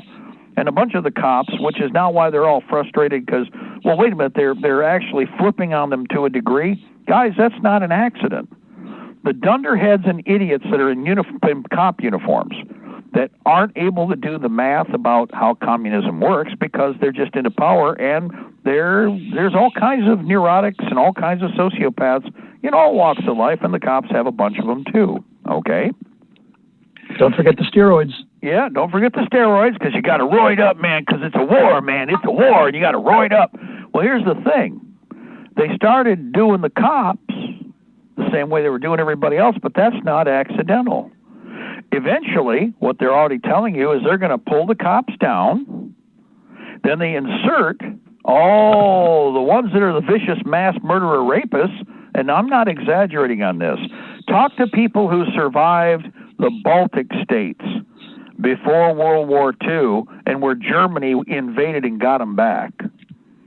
Some of the people listening here right now have family members. The only reason they're here is because, well, the Germans saved them from the mass executions by the communists because they were rolling west. And part of that was that, well, if you know the history of how they grabbed all the police chiefs and they grabbed all the cops that they thought were, loyal to the country, and they replaced them with the Fruit Loop nutcase mass murderers and real murderers and rapists that were prisoners. And then when the communists saw that they were losing and going to have to leave the country, the last people that they executed in the mass graves that they had, some of them right in the police courtyards where they were the shallower graves, and most of the mass graves were away from, obviously, where the prison compounds were. Well, the last ones they found were all these characters that had been the mass murderer or whatever that were made police chiefs, who they put a bullet in the back of their heads before they left so they couldn't tell everybody where the bodies were buried. Oh, by the way, the cops that thought they had a deal at the beginning because, well, it's just going to be a change in power, and all the cops that were all the Masonic cops, well, the Masonic cops got dragged out, and a whole bunch of them got shot simply to get them out of the way, not because they necessarily weren't following orders, because they were more than happy. The Masonic cops were more than happy to follow the orders of the Jewish mobsters who were coming in to take over the country. But they needed to have the vicious Fruit Loops in place to perform mass executions and mass murders on a vast scale, which they did. Now, all of this was run by the Czechists, who were the Jewish mobsters, and the KGB, well, way before the KGB, the Czechists and the NSKVD, et cetera, all the different arms and instruments, all the different organs, as they called them, were all Jewish-run. And they came in, and their mission was to exterminate as much of the local population as possible, except for their fellow travelers. That's the plan that they have for right now in the United States. That's what they're going to do to you, period. Go ahead, Gawler, jump in there. Yes, this is Mike down here in Arizona. Kind of tying in with what you're talking about. Go to YouTube, and it's a documentary made by ABC News. It's called Homegrown Hate, The War Amongst Us. It's only been out for about 2 weeks. And I got a couple of three things that I'd like to kind of tie in together because they all are interrelated. That down here, back in January, had a guy who was a Green Beret, Jeffrey Prather. He was on 10:30 a.m. KVOI out of Tucson, and he was only on for about a month or so until they canned him. He's in a lawsuit right now against KVOI. He's a firm believer in that the deep state had gotten rid of him. Jeffrey Prather retired from the Army as a major. He was in intelligence. He spent quite a few years in the Defense Intelligence Agency, and then he also worked for the DEA in Quantico, Virginia as a firearms instructor.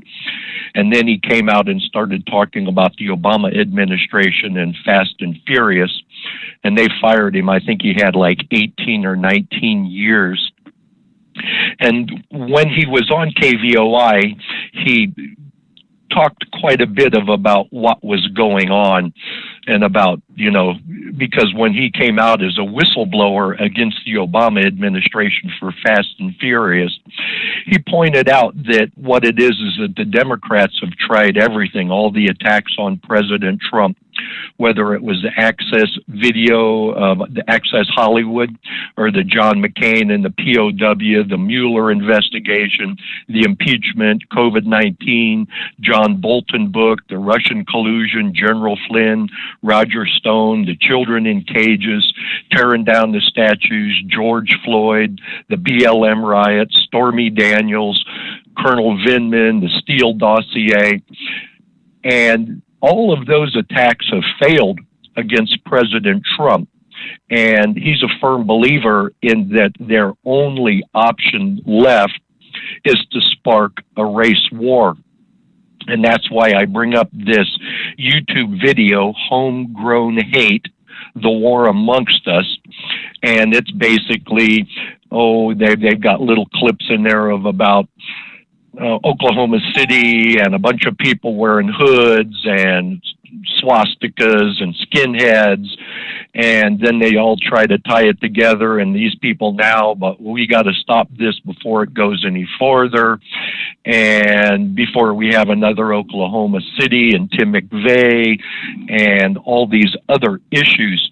Now, recently, and I'm not a real big Rush Limbaugh listener, but periodically to hear the news at the top and the bottom of the hour, I had turned it on. And last week he had mentioned that he had gotten a call from Leslie Stahl, a reporter from 60 Minutes, and she wanted to talk him off the air. And he says, oh, it's only going to be just a few minutes. And she wanted an assurance from Rush Limbaugh that if or when President Trump does not get elected, would he be willing to tell all his listeners not to spark a revolution? So it kind of ties in because, you know, some of my observations from this movie, Homegrown Hate, The War Amongst Us, it's the classic, they're lying through omission and commission. You know, they never mentioned once it was about 1 year before the Charlottesville issue that had happened, but approximately 1 year before that in Dallas-Fort Worth, there was a BLM supporter that got up into the parking garage and shot and killed 5 police officers, but they showed the images from Charlottesville, like from 3 or 4 different angles all the way through the video, but not one mention about the issue in DFW. And, you know, this is classic Saul Alinsky tactics, because what's going on is that you're going to blame the enemy for what you're doing. So the Democrats and all their fellow travelers have been working this, and now the media is in cahoots with the BLM and the Antifa, but all of a sudden now we have to have this ABC video to try to portray that it's all going to be evil white people, and it's all being inspired by President Trump, and all these white people are wearing hoods and swastikas and things. You know, they talked about these peaceful protests, but then as things deteriorated, we'd see visions of the riots and the arsons, and then it got into the nighttime where they were firing these fireworks or firecrackers into the police lines, and then the image clicked just like that to a daytime image, and then they showed people walking around with Confederate flags in a daytime protest rally. Not once do I recall of them ever mentioning anything whatsoever about Antifa or Black Lives Matter. And, you know, they didn't say anything about La Raza, MECHA, NAACP, the Black Congressional Caucus, and all it was is those evil white people, this is what they're going to do, and all those things. And, you know, it just seems to me that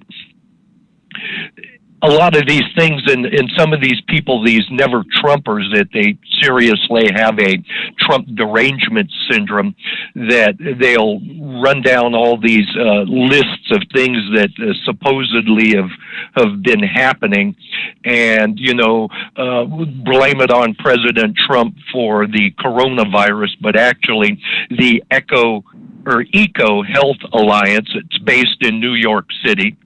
It was set up during the Obama administration. It involved Dr. Fauci. They received millions of dollars from the federal government. They went over to Wuhan, China, to study bats and a virus and a pandemic. But then all of a sudden, all we seem to hear about is, you know, all these Trump derangement syndrome type of a deal of what's going on, kind of like where they sit here and go, well, President Trump pardoned Jonathan Pollard, but that was actually done in 2015 during the Obama administration. They'll blame President Trump for the economic collapse, but that was all passed down to the state governors, and there were like about 12 states like South Dakota that never shut down whatsoever, but people try to blame President Trump for the economic collapse. And those are just some of the options. Now, I see we only have about 3 or 4 minutes left. I'd like to mention a few things while everybody's sitting here talking about masks and who's doing what, where, and everything like that. Now, I heard on this morning they said that I think it was in France, that 5 people had been stabbed, and the mayor of France had said that, it was an act of terror. But I have one news item here from borderlandbeat.com, and it was back from the 7th of October. Not guilty declares Genaro Garcia Luna of drug trafficking in the United States. Former Mexican Secretary of Public Safety, and he's in charge of the entire country of Mexico. Genaro Garcia Luna pleaded not guilty to drug trafficking charges against him during a hearing in New York District U.S. Federal Court. Garcia Luna rejected the 3 accusations of conspiracy to traffic cocaine, alleged protection of the Sinaloa cartel, and of false statements.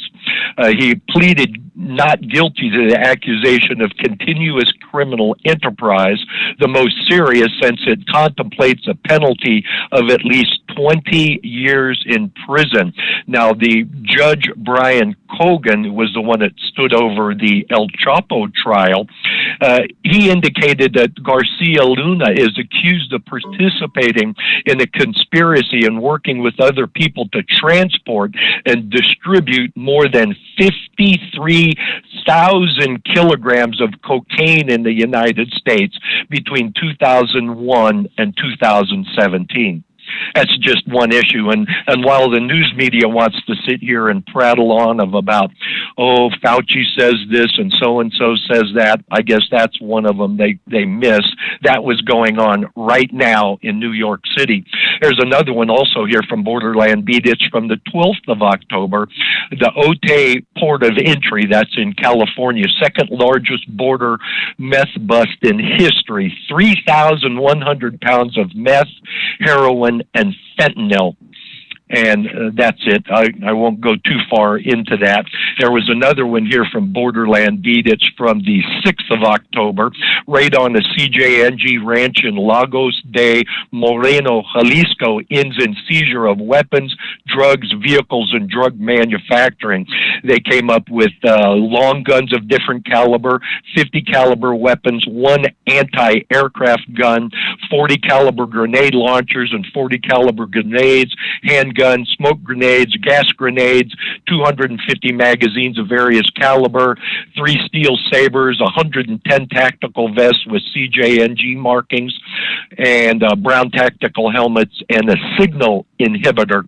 And there's a whole list of a lot more things.